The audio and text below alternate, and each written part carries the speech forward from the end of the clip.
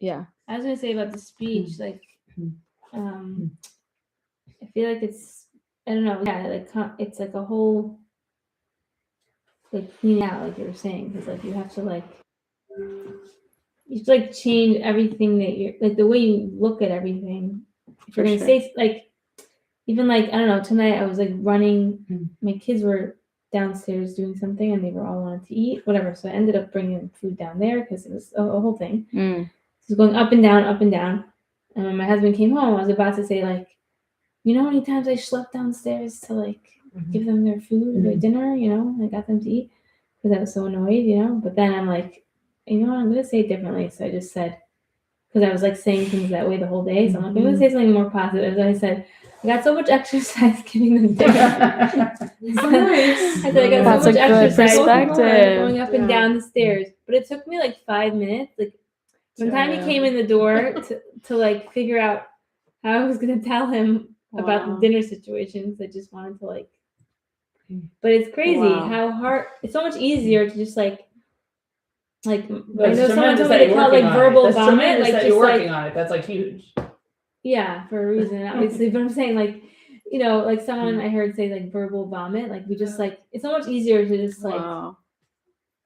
But the way that you just shifted, the way you just shifted it was like it took me 5 minutes just really to think impressive. of a way to say it that wasn't like. Yeah, but that's tremendous, like avoda that you're doing in that time. Like, that's avoda. That's just like one little example. I'm saying it's very hard, but because like you're tested with it so much all day. Like sometimes I'm just like I just want to be alone, just so I'm not tested to say the wrong thing. But you know why you're tested? It's not by accident. You're not tested because it's an accident. Shem put within us that duality of like, I really just want to say what comes to mind, and whatever it is that comes from a space that is our dark sides, right? Our dark sides, we have light sides, we have that duality, and it's embedded in human nature. Like we could break human nature, which is actually what our purpose is, to break our nature so that we don't say the things that we shouldn't say, but it's really embedded. And I'll prove it to you. The word Yisrael, and we are Bnei Yisrael, right? Bnei Yisrael, we're the children of Israel. Gematria is the same gematria as Or v'choshech. Whoa. Yeah. And so that's exactly why it's not easy for Jewish people. Sometimes they have the hardest Yitzhak. Of course, like because we have so much light that Hashem sometimes has to balance that light with the darkness. We don't realize it. I feel like it's like why is it so hard? Like what is going on? Like sometimes you just be like, why is this happening? Like just so like you know. We speak to any like in Israel, like speak to anybody. Like personal test. It's just like why is this? What's going on? Why is this happening? 100%. There's the challenges that started from day one, right? With the Adam and Chava in the Garden of Eden, that challenge of the snake and like whatever. Okay, so it's all, my friend says, it's a setup. It was a setup from day one, right? Hashem put that there for a reason. But literally, we are set up in this way. It's embedded in our nature to have that light and darkness within us. And that's going back to the Te'umim, because that's the third thing Hashem created. It was twins. We read a midrash. It was really beautiful. Tell me about the famous twins, from Tanakh. What do you know about them? Who are they? Yaakov and Esau. Yaakov and Esau. Exactly. Two different souls, 100%. Who remembers there was a similar birth that happened following that birth? Do you guys know what I'm referring to? There was a birth in the same Sefer Bereshit, and it talks literally word for word. It like mirrors it. And that's the birth of Peretz and Zerach. These births are not, they're not by accident. They're also two twins. And one of them came out first. They put the tie around his arm. They put a red string around him. He went back in. And then the other one, Paratz, he came out. He burst forth first, leaving his brother behind. This is a very interesting idea that twins have this. First of all, the two of them were different, Okay, Esau and Yaakov were complete opposites, and that's why sometimes the fraternal twins are like so opposite, difference. But I want to shed light on the fact that what do we understand about twins? What do we understand about the twins? The birth of Peretz and Zerach were to prove to us how Mashiach is later going to come. Correct me if I'm wrong, right? Peretz, go ahead. Peretz is the grandfather of David HaMelech. Everything happens through the line of Yehuda. He's the son. He is the son of Yehuda through Tamar, right? There's a whole story with Yehuda and Tamar. He comes out first. This is how Mashiach is going to burst forth into the world. And why is that tied into perfectly to our holiday of Shavuot? Because it's the holiday of David HaMelech. David HaMelech was born on Shavuot. He died on Shavuot. This was his holiday, okay? And it's very important to know that the essence of Shavuot has in its root the twin, and the twin of the Mashiach, okay? Some say, I think actually he says this, yeah. David HaMelech, his kindred spirit was who? Yonatan. Do you guys know this? Yonatan, which comes from who? He's the son of Shaul. Okay, so Shaul comes from Binyamin, which is in essence the same as coming from Rachel, and David HaMelech comes from Yehuda, which comes from Leah. The two of them biyachad, we need both Mashiach ben David, we need Mashiach ben Yosef. Yehonatan had the spirit of the Mashiach ben Yosef with him. Okay, it's a very interesting idea, just that he points out David HaMelech did have that twin. There was actually a few people, I don't know if you've ever heard this. David HaMelech, his soul comes from spiritually Esav. So he was referenced as Admoni. And Esav was also Admoni, right? And it was a red. Anyways, we're sidetracking. It is interesting. He has a similar nature to Esav. He just elevated all of his bad traits, okay? He elevated all of those things. His root is Esav. Okay, so that was all about one more thing I want to mention is that no, I think I'll skip it. Okay, let's go to preparing for Torah. We're in the Yemei Hagbala. I'm so tired too. We're in the Yemei Hagbala. I'm also tired. It's okay. What are the Shloshet Yemei Hagbala? Shloshet Yemei Hagbala. What is Shloshet? Shloshet are 3. Yemei Hagbala. I know you guys know it. I'm just gonna wait for you guys to get it. Receiving the Torah. So Shloshet 3 Yemei 3 days Hagbala Gvul fenced off. Perfect. What were we fenced off from doing? Going up to mountain. What else? No husband and wife. Yeah, no Yes. relations. Yes. There was a rule given to all of Bnei Israel. Okay, these 3 days you're gonna keep yourselves pure, and you're not gonna have any relations, husband and wife. To this day, we do not do that. We don't observe the Shloshet Yemei Hagbala in the same way that they did back then. But what do we know we should be doing? Starting from Gimel Sivan, which is in 3 days, what should we be doing? We should be intensifying, getting closer spiritually to Torah, and purifying ourselves in the sense that we can, right? Get closer to spiritually getting the Torah. Okay, so starting from then, the time intensifies, and don't miss out on the opportunity to just really cleave to the Torah and learn more. You can learn more.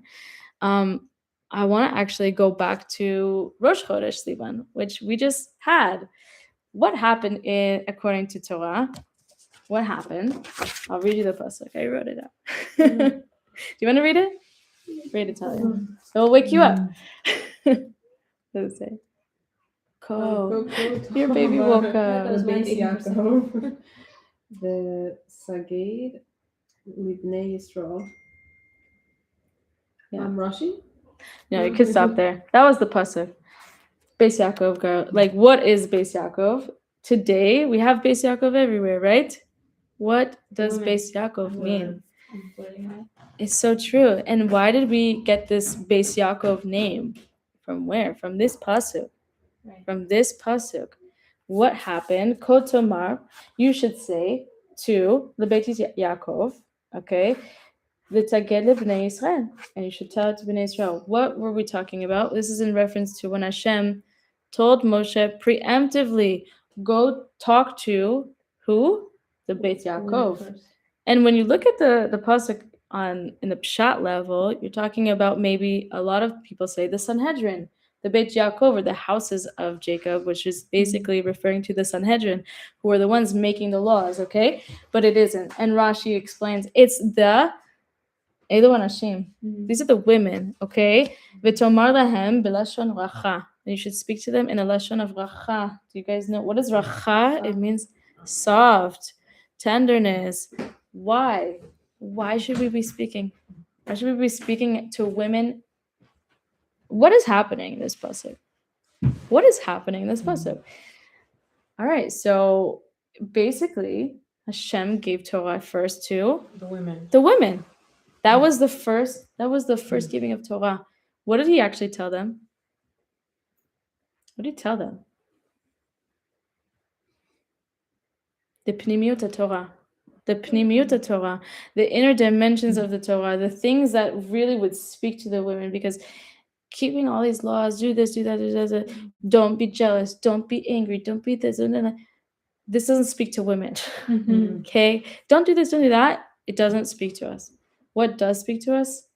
The tender aspects of the inner aspects of Torah. How do we connect to how do we use Torah to connect to Hashem? How do we get from point A to B with literally, we're going to get the women first in order to teach all of the households, all the children. This was given to women first. So anyone who says the Torah is sexist didn't know this aspect of Torah. It was first given to women, ladies first, okay? That's a very important thing to know. And then we know. Yeah, I had this in my share last year on Shavuot. Yeah? This pasuk, so I was like waiting. I wanted to hear what you're saying. I heard it. That's What great. I heard was like what I said and heard. I forgot who said it, but it was that like if the women aren't into it, then it's not going to last because they're the ones who transmit like what they're into, right? Like in the home, like the kids aren't going to be into it if the husband's into it and not the mother and the wife. It's not going to last. 100%. This is why many homes you'll see maybe the woman is a lot more stronger in her Yirat Hashem, Ahavat Hashem. She has like that foundation of the home. She builds it. And the men, they will follow her. And the children, they will follow her. This is our role as the woman to impart the Torah and the values of it. The whole system comes through us. If we are not valuing Torah, who else is not going to value Torah? Okay. Everybody. Yeah. And like it really spreads, and it's very important to have that strong woman energy in the home of this is the Torah, and I respect Torah. I respect Torah so much. I think highly of Torah. All the children should know how much Torah is important. We are the one that transmit it. Okay? So it's speaking to all of us, and it was just our holiday. It was so important to connect to that energy of now we're the role models for Torah in our home.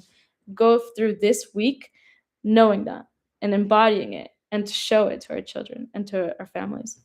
And Okay. also, sorry, just quickly, the other thing is that it's Beit Yaakov, and the other thing is Bnei Israel. Yes. So women Sure. are like the bayit, like the home. So And they're like the that- children. That's like a whole thing. Wonderful. That is so So beautiful. Esther is called like Esther. Like, Esther Malka. Yeah, I think She's they call called a her Bat, but it says that Mordechai took her as a daughter, but it's like the bayit is also a wife. Whatever. It's a whole Wow. Great. Yeah. thing. Sorry, I'm Totally saying it a wife. fast, but yeah. Oh, that's a really great point. Very nice. Very nice. Hold on a second. Kotomar le Bet Yaakov. is- Kotomar le Beit Yaakov. But Bet Yaakov is women? So exactly, shot level, it could be just Sanhedrin. It could be just the houses, which they've developed those systems of the Sanhedrin. But no, Rashi says it's the Elo Anashim. This is the women. He spoke first to the women. Moshe had to get the women's approval of, is this going to work for you guys? Pnimiut Torah? Yes, we're all for it. Nasav and Ishmael, we're doing whatever you say, Moshe and Hashem, whatever you say. And then it was given to Bnei Israel. They spoke to it. Okay, so Sorry, one more thing. Sure, why because I'm sorry? Like, why not? Like, please, also, Tomar is like a softer thing, and Tagid is more like very strong, nice. like the men. It does need Sorry, to I'm be. just adding. Why not? Why are you Go sorry? ahead. This is I so know 'cause it's important. late and you have so much to say. I want to hear. I could go on for hours. I said to the ladies, I could go on for hours and I don't care what time it is. I think it's so important to say everything that you want to say. When you speak it slowly and softly. Okay. On Shavuot itself. So we're talking a little bit about Shavuot. I want to have a hachana for it. What are we actually going to be thinking about? What are we doing on Shavuot night? We spoke a little bit about it. What should we be doing? What did I say? 3 psukim of every parsha in the beginning, 3 psukim of the ending of the parsha, and that is a tikkun in itself. Okay? It could take you hours. I don't know how fast you read. The Moxer has it already, so you don't have to start finding it. Yes, exactly. Inside of the book itself, it's going to have a tikkun Shavuot, basically this order, the order of what you should be reading, and you could just do that. You could just do that, and you're doing a big tikkun in the upper realms, right? But another thing you should be doing is connecting so much to the holiday itself and asking Hashem, please, I want to connect more to Torah. Shavuot, you can ask for anything connected to Torah, and it will make it happen.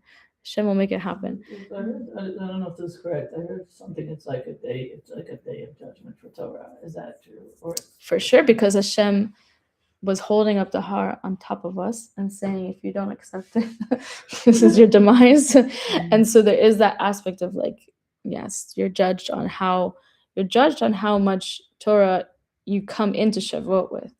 But then you can get to Shavuot and you could say, I feel like I don't know enough Torah, and I want your bracha, Hashem. Please give me a bracha to acquire more Torah, have my children acquire more Torah, have my household be more holding in Torah. That's the key. That's the key, is to ask for it, to pray for it, to say, I really want to get better. I want to have someone a joke I heard was like, I'll ask Hashem to be really wealthy so that all day I could just start study Torah. I think that's it's a worthwhile thing to ask if you're truly into it, because you can't just ask to be wealthy and say, I'm going to learn Torah all day and just not do it. You have to put your money where your mouth is, right? So if you're going to ask for wealth on Shavuot, which do 100%, ask for all the brachot, right? Ask also for Hashem to put within you the ability to do whatever you're asking. So when is the specific time to pray for this? When they're opening up the Aron HaKodesh, when you're seeing the Torah itself, when you're actually looking straight at the Torah, it's an auspicious time to pray then for anything related to Torah itself. The other moment that we should be really focused on is when they're reading the Aseret HaDibrot. When they're reading the Aseret HaDibrot, what should you be thinking about? I think you guys know, but let's hear some ideas. What are you thinking about when they're reading Aseret HaDibrot? 100%? Yeah? Anything else? We're receiving the Torah now. We know, and this is what we've been saying for the entirety of the Chabarot, is that we access on holidays the same spiritual blessings that they did back when the holiday was first instituted. So when the holiday was first instituted, it was when they got Matan Torah. Do you know that you can access that same blessing on Shavuot? That's what you should be thinking about. When you're listening to the Aseret HaDibrot, you should be thinking, now I'm literally standing at Har Sinai. I'm experiencing what it was like. I'm there. I'm with all of the souls that were there. It's a high moment. It should not be that like you're distracted during those few. I think it probably takes a few minutes, right, to read Aseret HaDibrot. Those few minutes are like the Kodesh HaKadoshim, guys. This is like the time to really get into it and to really say, I'm there with you at Matan Torah Hashem. I'm there. I'm experiencing it all over again. And it's a really deep thing if we can get to there. The Zohar says that that's Hashem's favorite holiday is Shavuot. Hashem's favorite holiday is Shavuot because it's not like he didn't just create the world for nothing. The purpose of creation was for Matan Torah. So this is, of course, the purpose of why Hashem even made us. This is the ultimate high. This is why we were saying Shavuot is the best holiday. It's Hashem's favorite holiday. So if it's Hashem's favorite holiday, it's my favorite holiday. I go according to Hashem. What else should we say? We're also waiting to go into land of Israel. 100%. We also think about that now. 100%. Because we're waiting for Mashiach. Wow. So that's the They were avoda. also still, they had Torah, but that wasn't the end of the journey of that generation. Yes, yes, they're experiencing some sort of like they're pulling towards the next thing, which is getting into the land, which we are also beyond excited to get to as well. Like if we could just skip through, just fast forward through these few years so we get to Mashiach, I would love that, right? And that's what you should be thinking as well. Like we are fast forwarding to our next stage, and our next stage is the Geulah, the redemption. So fast forward and think about that. This is not the ultimate journey. Like this is just where we're at right now. It's Shavuot. We're in Montreal. We're not where we're supposed to be, but we're gonna get there. The Geulah is coming, and it's very close, very close. But that can motivate us to align everything, right? That motivates you to align. To align, because Yeah. you have to, if we're focusing on this goal, then we're gonna wanna eliminate all the distractions of things that are Halavai. just Halavai. nonsense and going into us for no reason. Halavai. That's how I think we're still here. I mean, this is my opinion. I'll just say it. We're still here because we're very distracted. Like if we just knew the ultimate purpose, okay, this is where we're heading is to Geulah. We can actually get there if we just stop distracting ourselves from all of the things that make us, I don't know. Okay. Like living outside of the land of Israel, it's hard. It's hard, but I don't need to tell you guys that you already live here. You're saying that it's more distracting living here? Is that what you're saying? I'm saying, well, Or just if everyone's we distracted? if we could be a little bit more laser focused on the Geulah, our actions will align. And for that to happen, the Geulah, according to some, I'm not gonna say to everybody, according to some, is we need to be in the land of Israel. And so, yeah, the ultimate purpose is we're all gonna end up there. Why not just do that? Mitigate the whole thing, right? But I cannot can't tell everybody what to do. This is my own personal feeling, and I hope that it didn't insult anybody here. I'm so sorry if I did. Okay. No, one always says that. And a lot of people say that. No, I sometimes people disagree, and that's okay. It's really 100%. That's okay. All right. So then the last thing I'll just mention is, according to some people, learning anything on Shavuot is a level that you should be trying to do. Anything at all, because whatever your heart is telling you you want to connect to, you want to learn, that's what you should do. Okay? Really think about the intuition of like where are you feeling pulled to learn to? What do you want to open up and discover? Because Torah is so incredible. It has so many rich like we said, treasures. That was the song we were singing, right? Ve'otzarcha tov tiftach. You should open your treasures because there's literal treasures in Torah. And I hope that we talked about some gems tonight. I hope that was interesting for you guys, but we'll stop here. 10 o'clock already. So Shavuot tov, Chodesh tov, and lots of hatzlacha for all of us. Yeah. You said we had to prepare for